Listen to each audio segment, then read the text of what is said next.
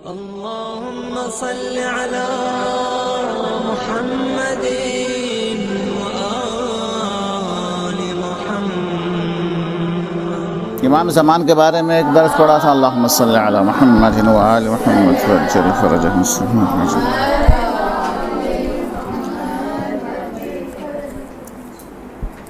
इमाम ज़मान के हवाले से बहुत सारे मौज़ूआत हैं। एक मौजू तो ये है कि इमाम अलैहिस्सलाम की तूल हयात, एक शख्स इतनी ज़िंदगी किस तरह से, यानी इतने साल तक किस तरह ज़िंदा रह सकता है, एक मौजू है वो, लेकिन वो ज़्यादा अहम नहीं है, चूँकि बहुत से सारे मसादिक़ है दुनिया के अंदर, मलाइका है, जिन्नात है, शैतान है, ये तमाम के तमाम, हज़रत ख़िज़र है, हज़रत इलियास है, कितने लोगों को है जो अल्लाह तबारक व तआला ने तूलानी हयात अता की है। लिहाजा इमाम ज़मान अलैहिस्सलाम की तूलानी हयात के बारे में बहस कोई ख़ास ज़रूरी नहीं समझता मैं। अच्छा, दूसरा जो है अहम जो दर्स जो इस इमाम ज़मान के हवाले से मैं आज दो मतालिब की तरफ इशारा करना चाहूँगा। पहला मतलब, सबसे ज़्यादा जिस याद को हम मनाते हैं वो है आशूरा। इमाम अलैहिस्सलाम का ज़ुहूर और आशूरा दोनों एक शे हैं। आशूर और ज़ुहूर, आशूर और ज़ुहूर, इन दोनों एक दूसरे से मरबूत है, ये दोनों अलग नहीं हैं। यूँ समझे कि आशूर मिसाल के तौर पर एक नूर है, ज़ुहूर नूर के ऊपर नूर है, नूर नला नूर है। आशूर एक दरख्त है, ज़ुहूर उसका फल है। आशूर मुक़द्दिमा है, जैसे वज़ू गुस्ल की तरह, ज़ुहूर नमाज की तरह है असल। आशूर दर हकीकत दरसगाह हैं, ये सब का सब मुक़द्दिमा है ज़ुहूर के लिए। ये वाक़या को याद रखने का मकसद भी इमाम अलैहिस्सलाम के ज़ुहूर की तैयारी है। यार ये दोनों वाक़यात के अंदर मुनासिबतें बहुत ज़्यादा है। अब चंद की तरफ हम इशारा करते हैं। सबसे पहली मुनासिबत तो ये है कि इमाम मेहदी अलैहिस्सलाम क्या है,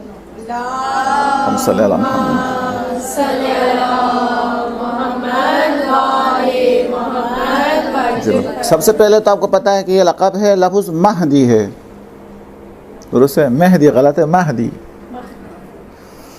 अच्छा, सबसे पहले तो ये इमाम हुसैन अलैहिस्सलाम का फ़र्जंद है। ये मुनासिबत तो ये है, इमाम किसके फ़र्जंद से है, किन के औलाद में है, इमाम हुसैन के फ़र्जंद है, फ़र्जंद इमाम हुसैन है। ज़ुहूर का ताल्लुक़ इमाम मेहदी से और आशूर का ताल्लुक़ इमाम हुसैन से। आप इन दोनों की मुनासिबत हैं। एक तो ये है कि उनका फ़र्जंद है, दूसरा ये है कि इमाम मेहदी अलैहिस्सलाम वली दम है। इमाम हुसैन शहीद हुए हैं, जब इमाम हुसैन शहीद हुए हैं तो जो खून का जो वारिस है, वली दम जो खून का वारिस है, बाप अगर शहीद हो जाए तो बेटा वारिस होता है। तो इस ज़माने के अंदर इमाम हुसैन अलैहिस्सलाम के खून का जो वली दम है, जो वारिस है, वो कौन है, ज़ाहिर है इमाम ज़माने का इमाम है।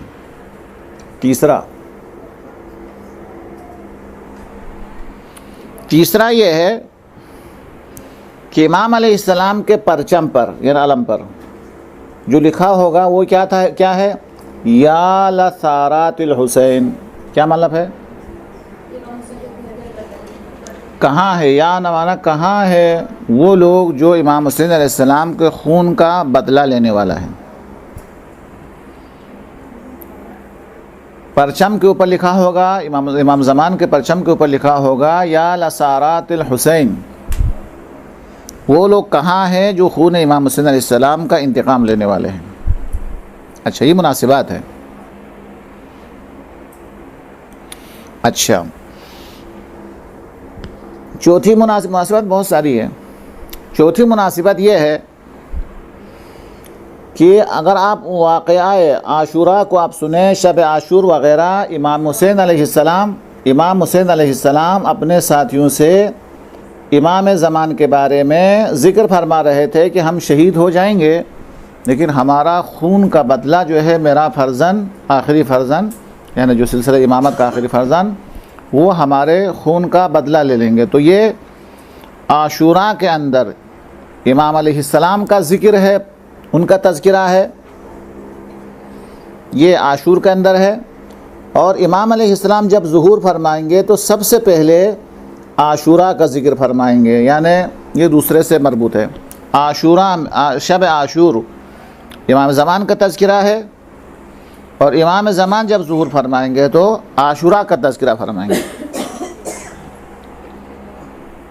वहाँ पे ज़ुहूर का ज़िक्र है और ज़ुहूर के वक़्त आशूरा का ज़िक्र है, एक दूसरे के लिए लाज़िम व मलज़ूम है। अच्छा, और एक मुनासिबत जो अगर आपने दुआएं पढ़ी है तो 3 शाबान को, दोनों के दोनों शाबान में पैदा हुए, 3 शाबान को इमाम हुसैन अलैहिस्सलाम की जो दुआ है, विलादत की जो दुआ है, उस दुआ के अंदर इमाम ज़मान का ज़िक्र है कि अल्लाह ने उनकी तुरबत में शफा रखी है, अल्लाह ने उनकी नस्ल में इमामत रखी है, अल्लाह ने उनकी नस्ल के अंदर आखिरी इमाम को यानी मतलब उस 3 शाबान की दुआ के अंदर इमाम ज़मान का ज़िक्र है। और नीमा शाबान जो परसों गुजर गया उसके अंदर इमाम हुसैन की ज़ियारत है, हुसैन की ज़ियारत है। देखो ये एक दूसरे से मरबूत होने की दलील है। 3 शाबान जो इमाम हुसैन की विलादत है, वहाँ के आमाल और दुआओं के अंदर इमाम ज़मान का ज़िक्र है। 15 शाबान जो हमारे आखिरी इमाम की विलादत की तारीख़ है, उसमें इमाम हुसैन की ज़ियारत क्या है, मुस्तहब है, मखसूसा है ना। इमाम हुसैन अलैहिस्सलाम की ज़ियारत मखसूसा है। अच्छा, उससे भी आप आगे बढ़ें तो ज़ियारत आशूरा के अंदर इमाम ज़मान का ज़िक्र है, दुआए नुदबे के अंदर इमाम हुसैन का ज़िक्र है। हालांकि दुआए नुदबा किसके लिए, इमाम ज़मान से मरबूत है। ऐन तालिब बिदमिल मक़तूल बिकरबला, ऐन अल हसन व ऐन अल हुसैन, ऐन अबनाउल हुसैन व औलादुल हुसैन। ज़ियारत आशूरा के अंदर जो इमाम हुसैन की ज़ियारत है, वहाँ ज़माने के इमाम का ज़िक्र है। एक जगह पर भी नहीं है, गालिबन 2 जगह पर मौजूद है। अच्छा, इसके अलावा साथ तो मैंने लिख दिया, इसके अलावा मकसद के लिहाज से इमाम हुसैन अलैहिस्सलाम भी लिइस्लाह उम्मत जद्दी, और ज़माने के इमाम का मकसद भी वही इस्लाह उम्मत है। जिस तरीक़े से हक़ के साथ देना इमाम हुसैन के ज़माने के अंदर बहुत ज़्यादा मुश्किल था, आसान नहीं था, इसी तरीक़े से हालात के लिहाज से भी ये दोनों आशूरा और ज़ुहूर दोनों मुमासलत है एक दूसरे का साथ, कि दोनों के हालात जो है एक जैसे होंगे। वहाँ पर भी हर तरफ जुल्म होगा, हर तरफ जो है वो हक़ की शनाख्त करना इंसान के लिए आसान नहीं होगा। जैसा वहाँ था ऐसा ही यहाँ पे होगा। उसके अलावा अगर आप याद रखना चाहें तो इमाम हुसैन मदीने से निकले, मक्का पहुँचे, मक्का से निकले, कहाँ निकले, कोफे की तरफ निकले, कोफा की तरफ रवाना हुए, लेकिन कोफा पहुँचने से पहले शहीद हुए। ज़माने के इमाम भी पहला ज़ुहूर खफ़ी मदीना में, उसके बाद अलल ऐलान ज़ुहूर मक्का के अंदर, और मक्का के बाद जैसा इमाम हुसैन अलैहिस्सलाम सफ़र के लिए कोफा को मकसद बनाते हैं, ज़माने के इमाम भी कोफा की तरफ क्या करेंगे, सफ़र इख्तियार करेंगे। इमाम ज़मान का दारुल हुकूमत कहाँ होगा, शहर कोफा होगा। तो ये सारी मुनासिबतें मौजूद है, बहुत सारी मुनासिबतें मौजूद है इमाम ज़मान अलैहिस्सलाम का इस ज़ुहूर के हवाले से। खूब, अच्छा, फिर उसके बाद और एक मतलब, अब जब यह आशूर और ज़ुहूर दोनों एक जैसे हैं, दो एक दूसरे से मुनासिबत है, 7, 8, 10, 12 तो मैंने बता दिया आपको, और भी हज़ारों मुनासिबतें मौजूद है। तो फिर क्या होगा, हमें इसका मतलब क्या हुआ, ये जो आशूर का ज़िक्र जो तज़किरा बार बार करना, ये दर हकीकत ज़ुहूर के लिए अपने आप को क्या करने के लिए है, आमादा करने के लिए है, तैयार करने के लिए है कि ज़ालिम कौन है, मज़लूम कौन है, ज़ालिम से इजहार नफ़रत करता रहे, मज़लूम के ऊपर गिरिया करता रहे, तब जाके वो इमाम अलैहिस्सलाम के लश्कर का हिस्सा बनेगा। ज़ालिम के भी ख़िलाफ़ नहीं, मज़लूम से भी कोई हमदर्दी नहीं, तो फिर इमाम ज़मान के साथ किस तरह दे सकता है, वो नहीं दे सकेंगे। असलन अब इसके अंदर जो आज के मौजू में शामिल नहीं है लेकिन बहुत अहम है, वो ये है कि आशूर जो है एकदम ऐसा वाक़ई नहीं कि एकदम हुआ हो। इस आशूर के लिए अल्लाह के रसूल इमाम हुसैन को तैयार फरमा रहे थे, तरबियत दे रहे थे कि आपको ये करना है।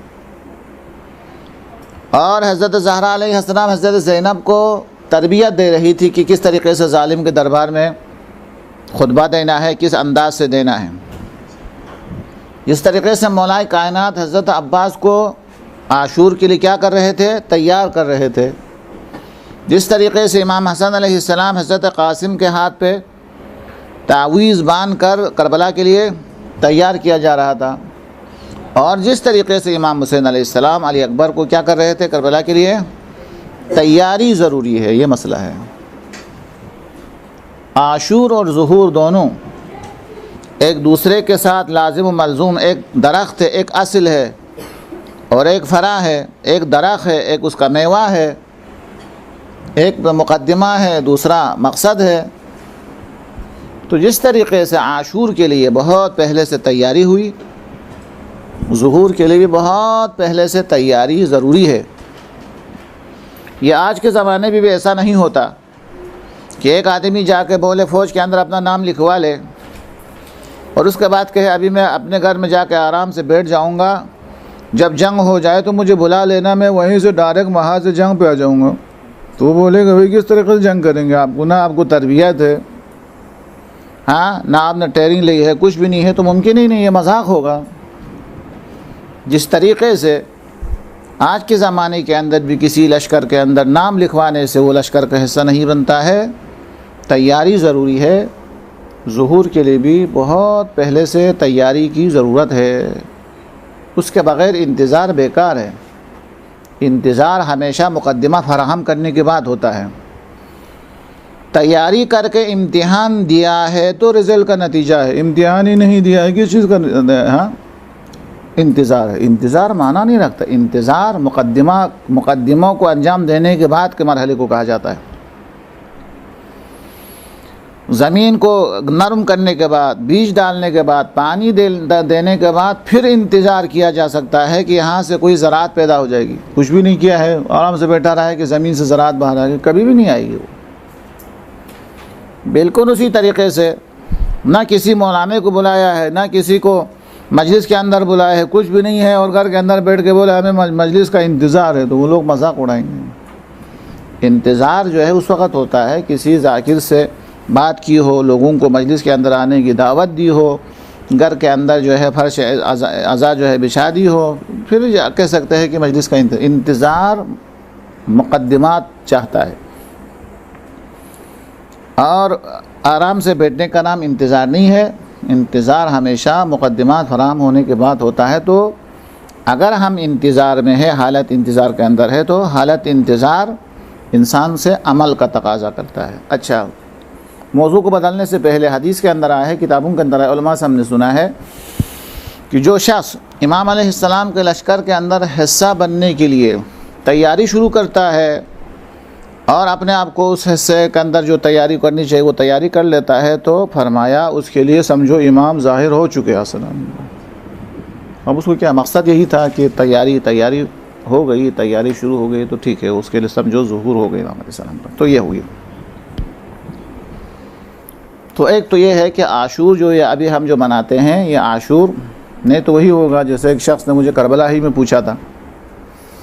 ठीक है, उस वक़्त जब अली अकबर को शहीद किया जा रहा था, हज़रत अली अकबर को अज़ियत भी हो गई, तकलीफ़ भी, सब कुछ है, लेकिन अब तो शहीद होकर इतने साल हो गए, वो जन्नत में आराम कर रहे। ऐसा तो नहीं वो आराम कर रहा, हम इधर खा मखा रो रहे, पीट रहे हैं ज़रूर से। तो उसका जवाब सरी ये है कि उस आशूर के लिए नहीं है, ये आने वाले ज़ुहूर के लिए है। मज़लूम से हमदर्दी बाक़ी रहे, ज़ालिम से नफ़रत बाक़ी रहे दिल के अंदर, ताकि ज़ुहूर के वक़्त ये काम आ सके। वरना मज़लूम से हमदर्दी नहीं है, ज़ालिम से नफ़रत नहीं है, तो फिर इमाम ज़मान का साथ खामखा क्यों देगा वो। अच्छा, फिर अगला मरहला ये है कि ज़ुहूर का इंतज़ार वही करेगा जो ज़माने हाल से बेज़ार होगा। वो अपने निज़ाम से बड़ा खुश है, बेहतरीन बचत जो है बेहतरीन उससे खुश है, बेहतरीन नुमाइंदा जो उससे वो खुश है, सदर से, वज़ीर आज़म से, मुल्क से बहुत खुश है, निज़ाम से बड़ा खुश है और उनके कामयाब होने पर जश्न भी मना रहे, सब कुछ मना रहे। इसका मतलब ज़ुहूर का इंतज़ार तो नहीं हो रहा। फिर इंतज़ार के लिए तो हालात से बेजार होना ज़रूरी है। जो शख्स मौजूदा निज़ाम से बेजार होगा वो किसी इनकलाब का इंतज़ार करेगा। जो मौजूदा निज़ाम को बेहतरीन निज़ाम समझ रहा होगा वो क्यों इंतज़ार करेगा? वो इंतज़ार मजाक है उसका। शर्त अव्वल ये है कि सबसे पहले वो मौजूदा निज़ाम से क्या हो जाए? बेजार हो जाएं, उससे नफ़रत हो, उससे बेजारी हो, उसके किसी कामयाबी को कोई जश्न मनाने का मफ़हूम ना हो, तो वो जो है इंतज़ार है, वह इल्ला वो मजाक है। बाकी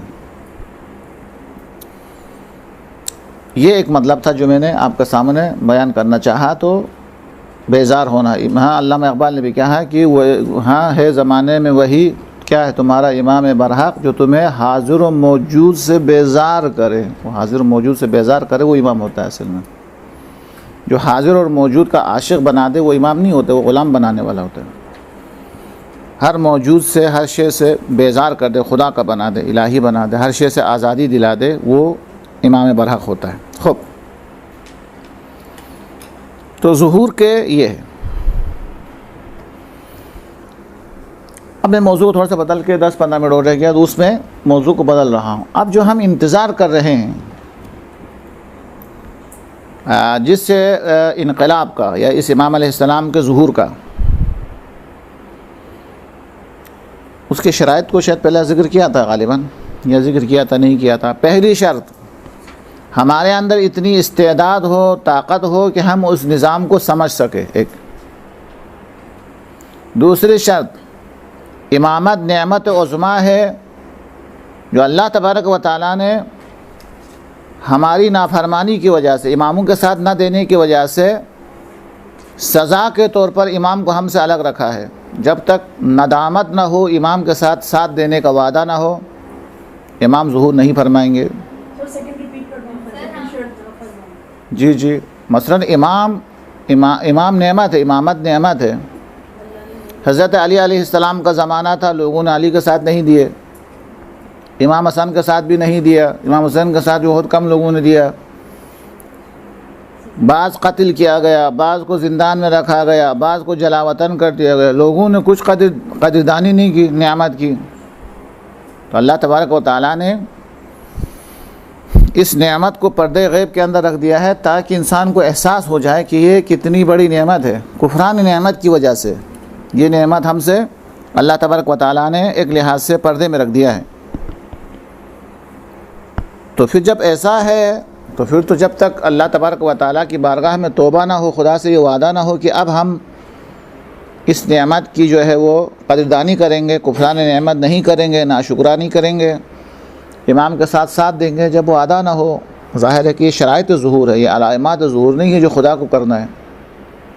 सुफियानी आना, आसमान से आवाज़ें आना, मगरिब से सूरज निकले, हमारा काम नहीं है, वो खुदा का काम है। हमारा काम ये है कि अल्लाह से ये वादा करना, सच्ची तौबा करना कि इंशाअल्लाह इस दफ़ा भी हम आएंगे तो हम साथ देंगे। फिर निज़ाम को समझना कि जब तक हम निज़ाम को नहीं समझेंगे इमाम आके क्या करेंगे। फिर हमारे अंदर वो सलाहियत मौजूद है ही नहीं है निज़ाम को समझ सके, तो इमाम तो ज़ुहूर नहीं फरमाएंगे। आखिरी नबी सबसे पहले खलक होने के बाद आखिर में क्यों आए? चूँकि उससे पहले आते तो उसके निज़ाम को समझ भी नहीं सकते थे लोग। तो निज़ाम को समझने की सलाहियत। और तीसरा, सही माना के अंदर इंतज़ार, शिद्दत, हालात से बेजार हो और सही माना में लोग सही माना में इंतज़ार करने लगे तो इमाम अलैहिस्सलाम ज़ुहूर फरमाएंगे। चूँकि इमाम अलैहिस्सलाम एक ऐसा इनकलाब लाने वाला है जिस इनकलाब के अंदर कोई बातिल का शाइबा तक नहीं है। अल्लाह ने क्यों पर्दे गैब, फ़लसफ़े गैबत, अल्लाह ने इमाम ज़बान को पर्दे गैब के अंदर क्यों रखा है? अगर इमाम अलैहिस्सलाम पर्दे गैब में ना होते, फ़र्ज़ कर लो पाकिस्तान के अंदर होते तो पाकिस्तानी पासपोर्ट तो ज़रूर होता है। आप पाकिस्तानी पासपोर्ट लेके दुबई में चले जाते तो वहाँ तो फिर मुश्किलात आ जाता है ना पाकिस्तानी पासपोर्ट के। पाकिस्तान के अंदर रहते तो पाकिस्तानी क़वानीन का ख्याल रखना ज़रूरी होता। अल्लाह तबारक व तआला ने आखिरी हुज्जत को पर्दे के अंदर रखा ताकि किसी कानून के पाबंद ना हो, आज़ाद हो, किसी मुल्क के पाबंद नहीं हो, किसी को अपने ऊपर सरबराह नहीं मानते वो, न किसी ज़मीन की किसी एक सरहद के साथ मखसूस है, न किसी मुल्क के साथ मखसूस है, न उनके क़वानीन का हलफ उठाना उसके लिए ज़रूरी हो। आज़ाद ही आज़ाद अल्लाह ने रखा है। नहीं, मतलब होंगे, हर जगह होंगे, हर जगह होंगे। इमाम अलैहिस्सलाम की ग़ैबत के बारे में बहुत सारे अक़वाल हैं, लेकिन उसमें बरमुदा नहीं है खुलासा। जी हाँ, जी हाँ, जी हाँ, तो वो हमारा अक़ीदा का हिस्सा नहीं है। बाज़ लोग आप दुआ कुमैल के अंदर हम क्या है जी तवा आओ बि रज़वा अम जी तुआ, ये वगैरह है ना, ये रज़वा है, जी तुआ है, ये मकामात का नाम है। मदीना मक्का की जो मखसूस जगह है, किसी जगह का नाम रज़वा है, किसी जगह का नाम जी तुआ है। कि इमाम ज़मान से वो दुआ रुतबा के अंदर कहते हैं कि मैं कहाँ कहाँ तलाश करूँ, रज़वा के ज़मीन पे जाके तलाश करूँ, जी तुआ में जाके तलाश करूँ। बाज़ रवायत कहती है कि वहाँ है। मसलन बाज़ रवायात के मुताबिक ज़माने के इमाम सहरा बयाबान उन मकामात पर आप रहते हैं। बाज़ रवायात के मुताबिक इमाम अलैहिस्सलाम हमारे दरमियान रहते हैं, इसी को ज़्यादा कवी समझा जाता है। हमारे दरमियान रहते हैं और हमारे साथ ज़िंदगी गुजार रहे होते हैं, हमारी मदद भी कर रहे होते हैं, हम उसको पहचान नहीं सकते। खुलासा वही जो मिसालें मैंने दी थी। ये औलादे भी है, सब कुछ जी जी जी जी जी। आबा सालेह, अगर आबा सालेह किस लिए कहते हैं, चले। लेकिन जज़ीरा बरमुदा वगैरह ये अकायद पानी में इमाम अलैहिस्सलाम का जो वो वकील है हुसैन इब्न रूह, वो पानी से मरबूत है। इमाम ज़मान तो अच्छा, चले बस बताना ज़रूरी था। ये बताऊँ आपको, आपका नाम क्या है? इमाम ज़मान, क्या माना इसका? माना ज़माने का इमाम, ये है असल में समझने का।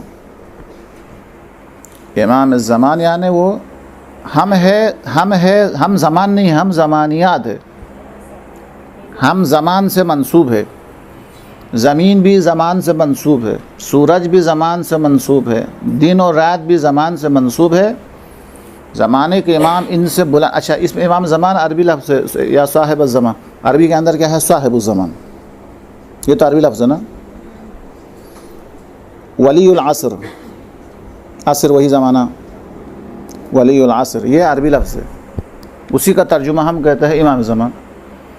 अस्सलामु अलैका या साहिब ज़मान, अस्सलामु अलैका या वली अल असर, साहिब अल असर व ज़मान, या साहिब अल असर लिख दे, कोई हर्ज नहीं है। ये साहिब असर और वली अल असर, उसका तर्जुमा है किसका? इमाम, ज़माने का इमाम, साहिब अल असर। ज़मानियात का इमाम नहीं, ज़माने का इमाम। चलो मैं इस मतलब को समझाने के लिए एक वाक़या सुनाता हूँ। मीर दामाद एक शख्स है, कहता है कि उनकी वालिदा थी गालिबन, कहे वालिदा बीमार हो गई। डॉक्टर ने जवाब दिया, हम उसको लेकर गए नजफ़ गए। नजफ़ में इमाम के ज़रिए में पहुँचे, इमाम के ज़रिए में दुआ मांग रहे थे। किसी शख्स ने कहा कि असर के टाइम पे कोई शख्स आता है, वो बता सकता है कि क्या बीमारी है, तुम्हारी वालिदा ठीक हो सकती है नहीं हो सकती है, वो बता देगा। बोलो, कहता है कि मैं ज़ोहर के ज़वाल के वक्त इंतज़ार करता रहा, तो एक शख्स आया,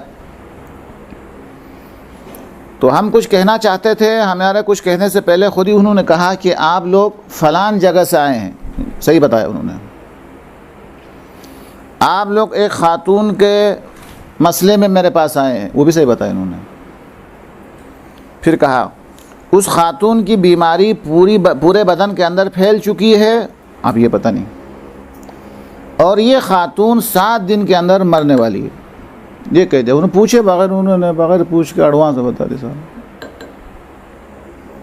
मीर दामाद कहता है कि दो तो आपने सही बताए कि फ़लान जगह से आए हैं, आपने सही कहा, ठीक है, पूछे बगैर आपने सही बताया। और हम एक खातून की बीमारी के बारे में पूछना चाहते हैं, ये भी तुमने सही बताया। लेकिन बाकी जो दो है कि बीमारी पूरे बदन के अंदर फैल चुकी है, ये 1 हफ्ते के अंदर मरने वाली है, हम इस पर कैसा यकीन करें? तो उसने कहा कि अगर आप यकीन करना चाहें तो आप मेरा इम्तिहान ले लें। कहा किस तरह इम्तिहान ले ले? कहते कि आप अपने जहन के अंदर कुछ लाए, मैं बता दूंगा कि तुमने अपने जहन में क्या लाया, बता दूंगा।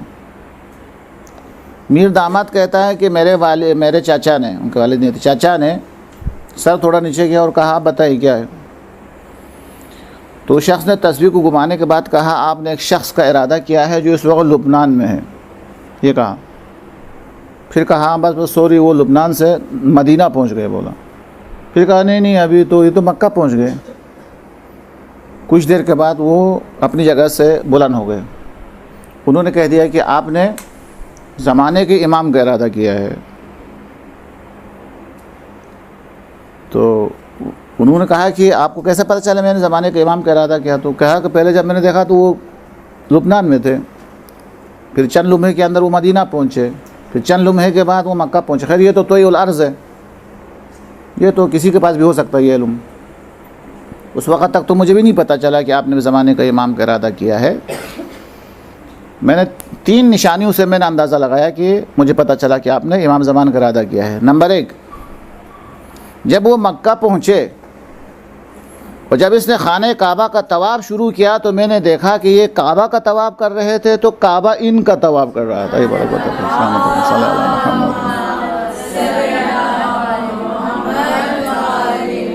मुझे ये महसूस हुआ कि काबा इसका तवाफ़ कर रहा है। दुरुस्त है, खूब। कुछ देर के बाद मैंने ये देखा, मेरे उलम ने ये मुशाहिदा किया कि कायनात के अंदर हर शे मिन जुमला ज़मीन वग़ैरह सूरज के अतराफ़ गर्दिश करता है। मैंने देखा सूरज इनके अतराफ़ में गर्दिश कर रहा है।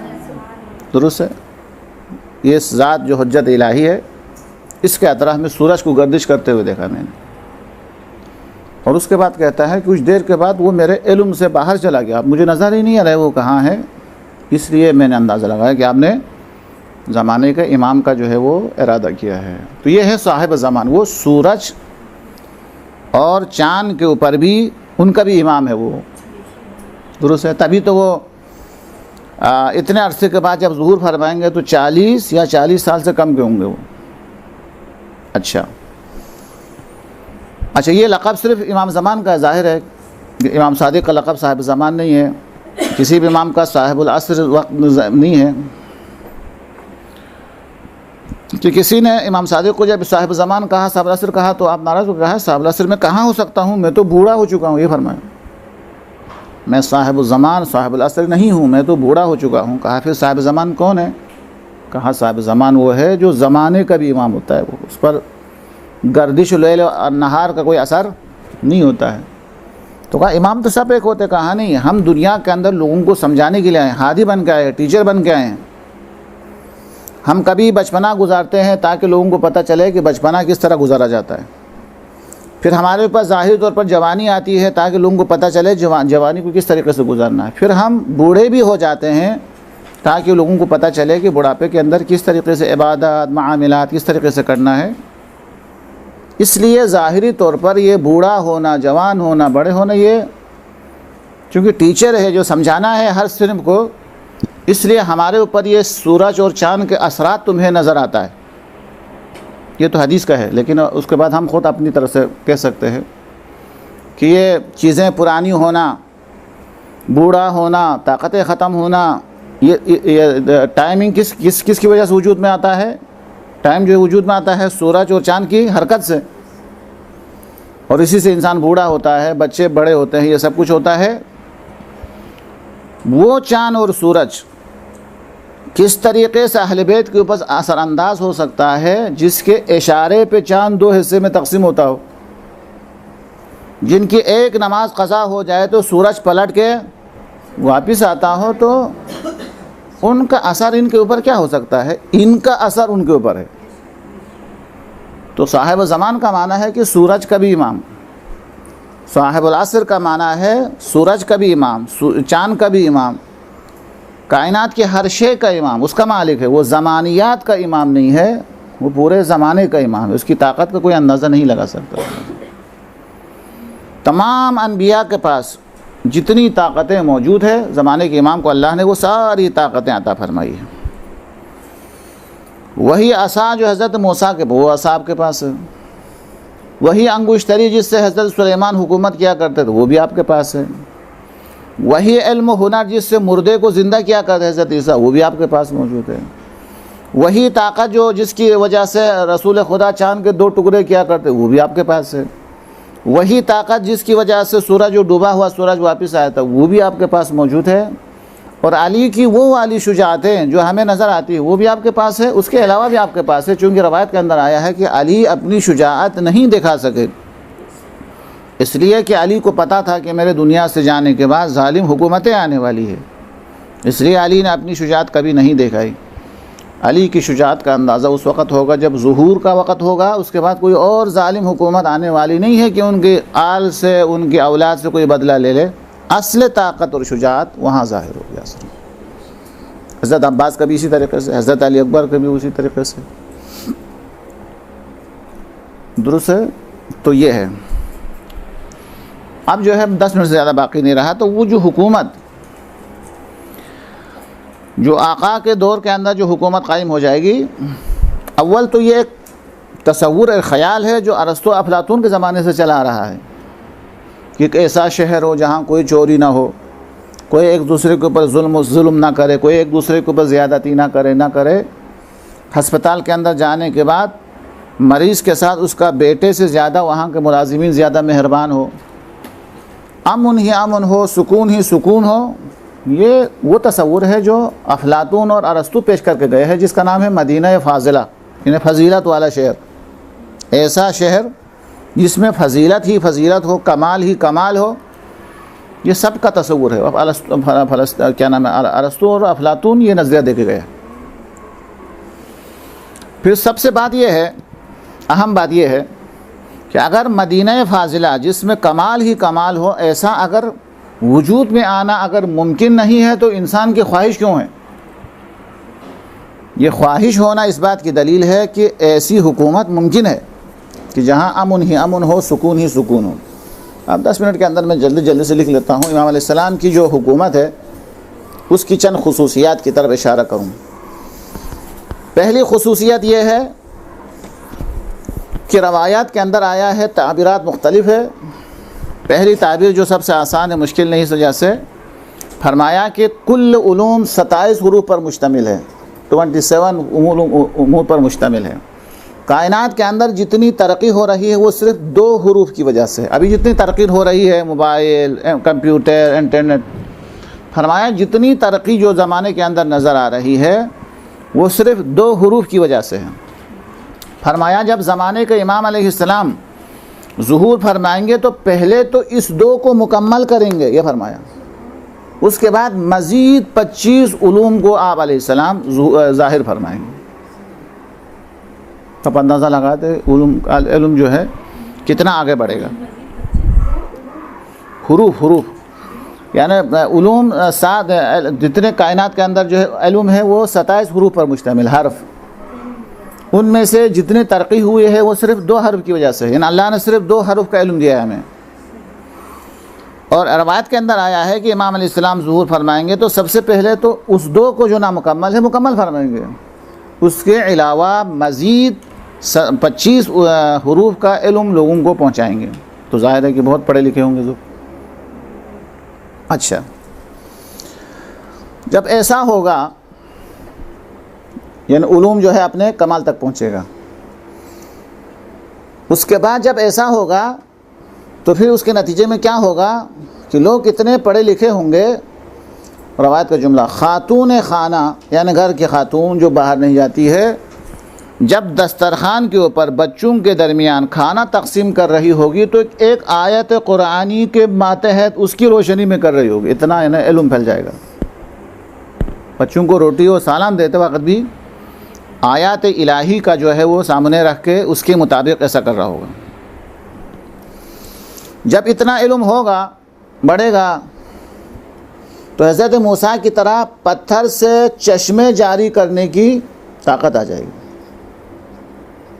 यानी इंसान, हर इंसान के पास ये ताकत होगी कि वो पत्थर पर हाथ मारे, पाँव मारे और वहाँ से पानी जो है वो नमूदार करे। अच्छा, ताकत का ये आलम होगा कि एक सिपाही, ईमान की बात नहीं, एक सिपाही तलवार से पहाड़ को 2 हिस्सा कर सकेंगे। आप इंसान सोच भी नहीं सकते।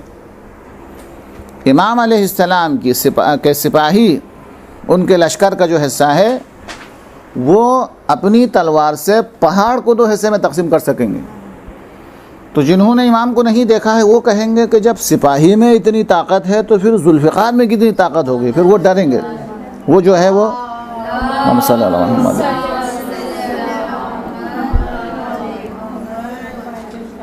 खूब।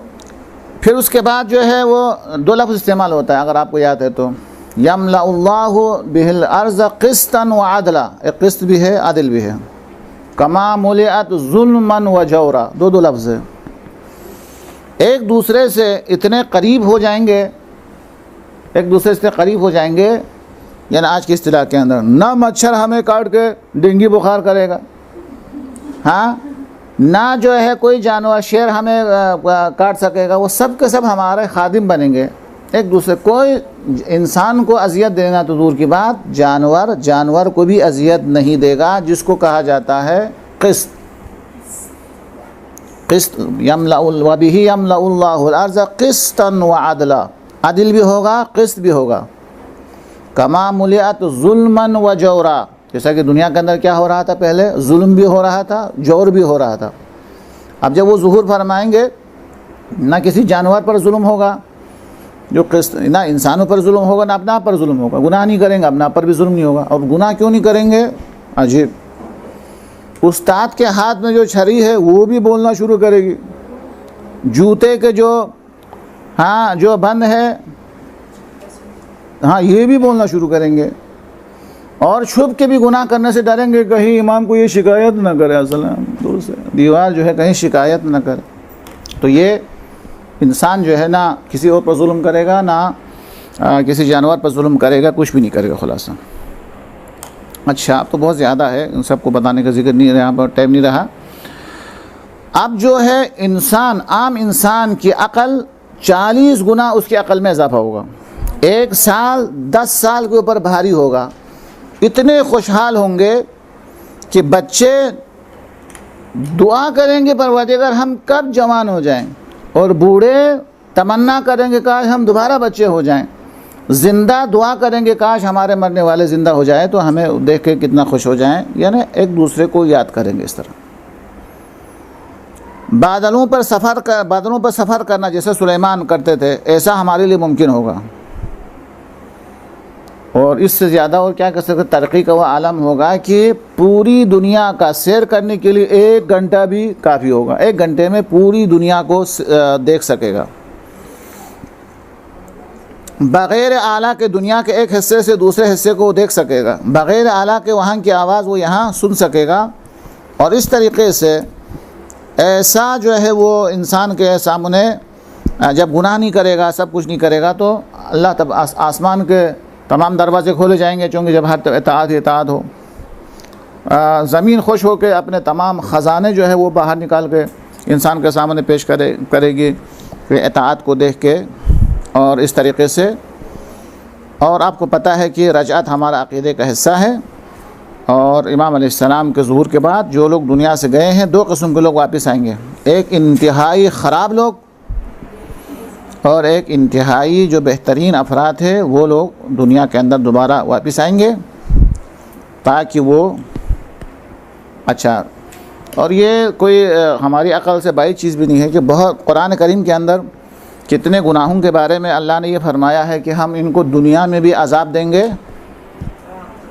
आखिरत में भी अज़ाब देंगे। तो हम कहेंगे परवरदिगार, ये सऊदी अरब के बादशाह तो दुनिया के अंदर वो ऐश करता हुआ दुनिया से जा रहा है, यमन के अंदर इतने बच्चों को ख़वातीन को, मस्जिद को, हर एक को शहीद कर रहा है। ये तो दुनिया की दौलतें उनके पास मौजूद है, सब कुछ है, तो ठीक है, मरने के बाद तो तू उनको अजाब देगा, दुनिया में तो अजाब नहीं नज़र आ रहा है, दुरुस्त है। तो उसका जवाब यही है कि अल्लाह तबारक व तआला इनको दोबारा ज़िंदा करेगा। वो जो कहा है दुनिया के अंदर भी अजाब देगा खुदा, वो अजाब ज़रूर अल्लाह तबारक व तआला देगा। तो वो हुकूमत जो इमाम ज़मान अलैहिस्सलाम की है, वो इक़्तिसादी लिहाज से क्या होगा, मकानात किस तरीक़े से बनेंगे और किस तरीक़े से जो है वो शहर आबाद किए जाएंगे, वो एक तफसीली जो है गुफ्तगू है। अल्लाह से हमारी दुआ है कि हमें अपने इमाम के बारे में मारिफत हासिल करने की तौफ़ीक़ अता करे इंशाअल्लाह। व सल्लल्लाहु अला मुहम्मद